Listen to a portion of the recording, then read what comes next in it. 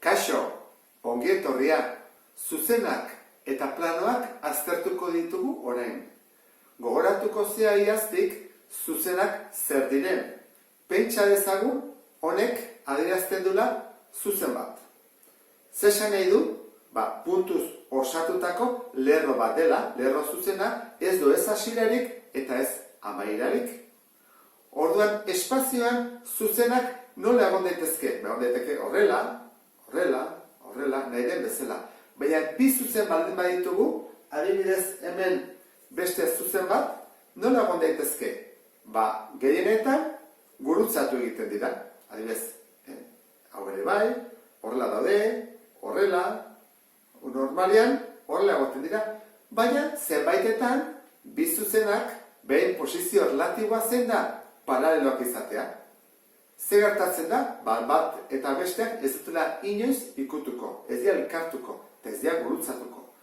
Hau ere, izango litzateke, paraleloak izatea. Hau ere bai, paraleloak dira. Eta beste zenbaitetan egiten dutena da topo puntu batean. Adibidez, badator hemendik eta ikutu egiten dute puntu batean. Bi zuzenak puntu berean elkartzen direlako, esaten dugu ebakitzaileak direla, biak. Orduan, 3 posizio mota daude. Poliedro honetan zuzen desberdinak daude. Hemen 4 daude, hemen beste 4 daude, hemen beste 4. Orduan, guztira 12, ezta? Zein da bere posizio relatiboa? Adibidez, zuzen hau eta horren artean, zer esango dugu, zer direla ebakitzaileak? Zergatik? Bi zuzenak puntu batean topo egiten dutelako, ebaki egiten dute. Zer esan dezakegu adibidez, zuzen hau eta beste horren artean? Biak direla paraleloak, koazen ikusteak. Paraleloak. Eta lehen esan duguna, horrela eta horrela, ebakitzaileak. Eta hau zer dira? Bi hauek gurutzatuak dira. Eta bi hauek ere bai, eta bi hauek ere bai. Hauek denak gurutzatuak dira. Hau bitartean, paraleloa da, paraleloa da. Eta hauek, zer dira? Hala dihoaztenak, bi hauek, ebakitzaileak. Hau ere bai, eta hau ere bai. Pentsa dezagun, honek adierazten duela plano bat. Eta zer da plano bat? Gainazal bat, hemen, gainazal bat, ondulaziorik gabekoa, beraz, ezin du izan horrela. Ez da horrela.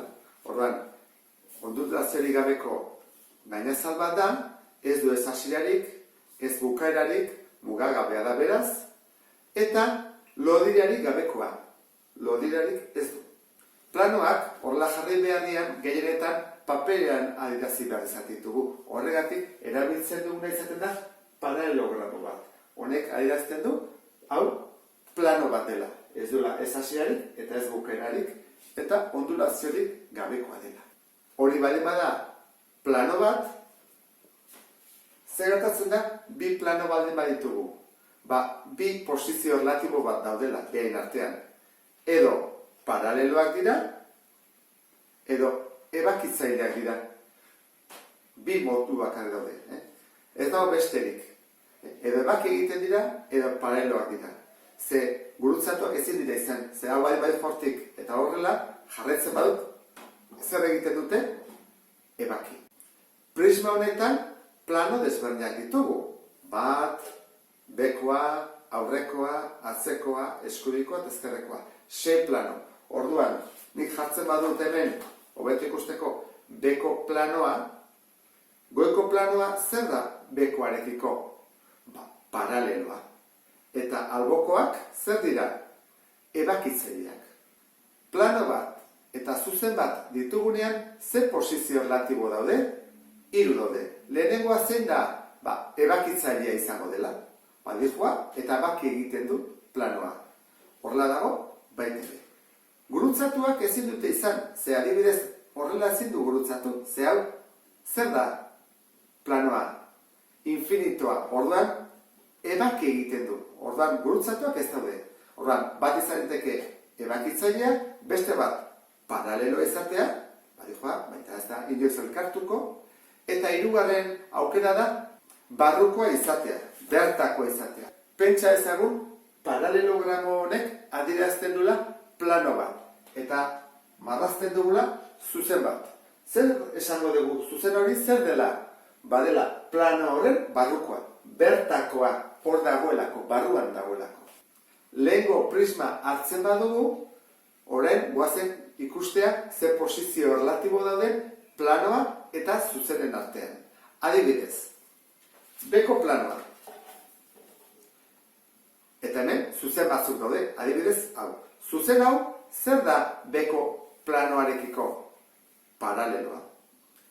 Eta atzeko hau, baita ere, paraleloa. Beraz, bi ertz hauek paraleloak dira beko planoarekiko. Eta hau, ere bai.